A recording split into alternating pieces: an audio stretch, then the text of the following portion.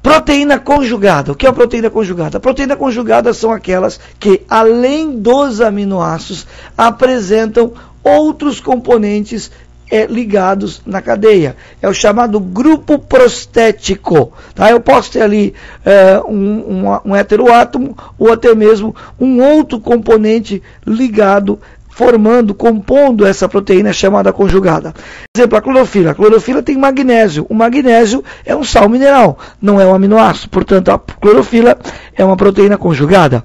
Hemoglobina, a mesma coisa, contém ferro. Ferro aí funciona como um heteroátomo, ou seja, ele não é aminoácido, portanto, essa proteína é uma proteína conjugada.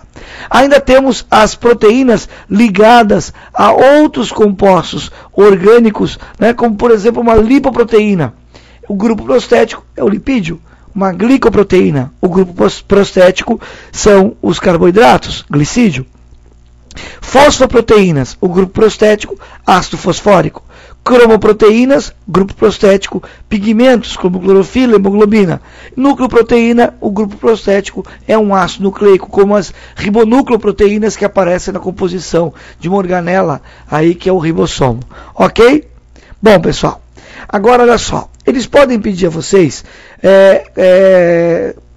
realizar perguntas sobre a classificação quanto à estrutura de uma proteína. Então nós temos as proteínas classificadas em estrutura primária. Isso está presente em todas as proteínas.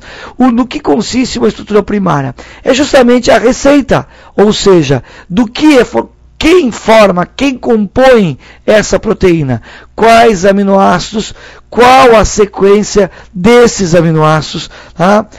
Quantos aminoácidos você está usando. Então a estrutura primária é aquela que permite a diferenciação entre as proteínas, ok?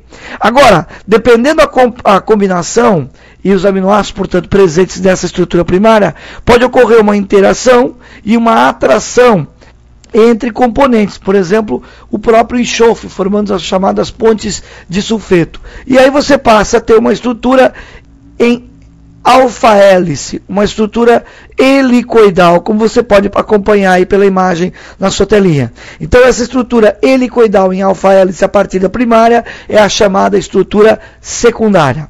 Se eu pegar várias estruturas em alfa-hélice e elas, na sua composição, sofrendo uma interação química de atração, gerando um composto enovelado ou globular, você passa a ter uma estrutura terciária.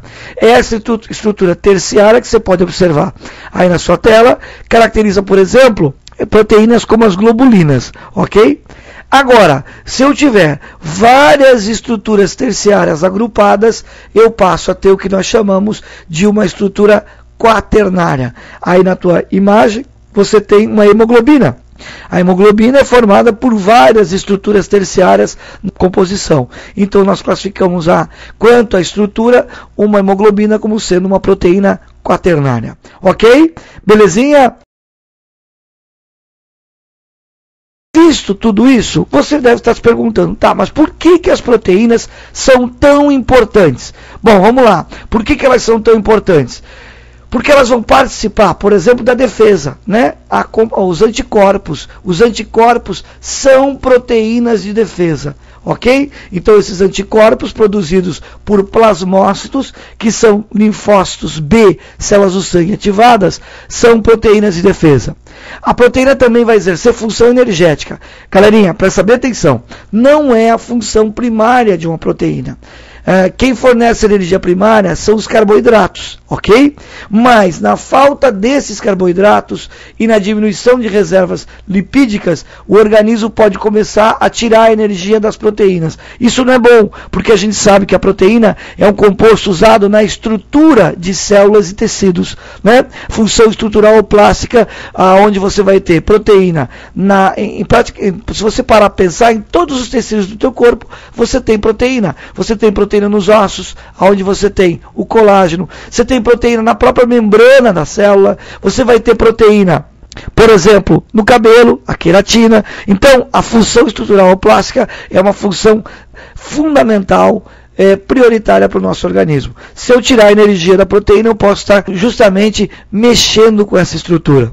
Outra função importante é a função enzimática ou catalisadora.